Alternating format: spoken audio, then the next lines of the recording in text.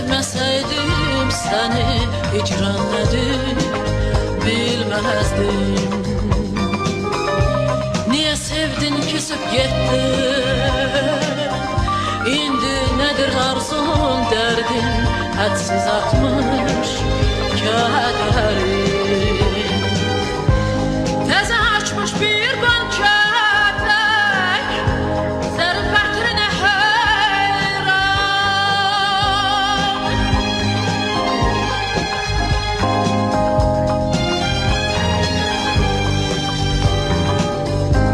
Teze açmış bir banköpek, zerfetine hayran.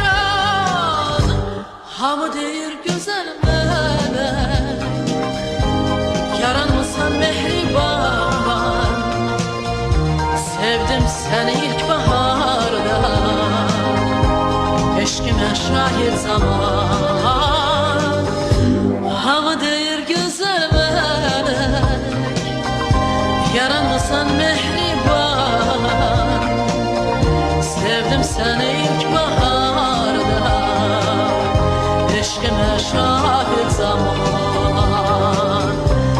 Eşkime şahit zaman, eşkime şahit zaman, eşkime şahit zaman, eşkime şahit zaman.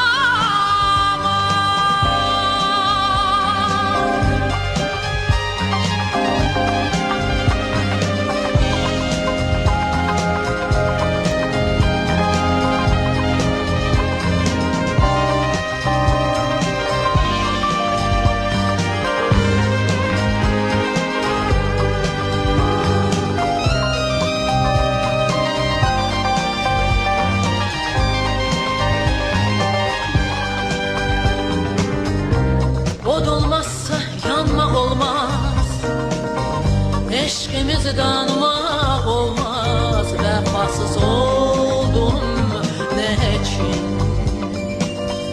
İlk arzular gitti heder, kalbe hakim oldu keder. Açmadan soldu ne için? Teze açmış bir gönçetek, zerfetine hayran.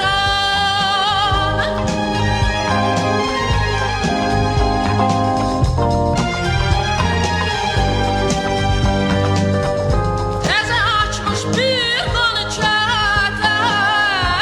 zerfetine hayran. Hamı deyir güzel melek, yaranmısan mehriban. Sevdim seni ilk baharda, eşkime şahit zaman.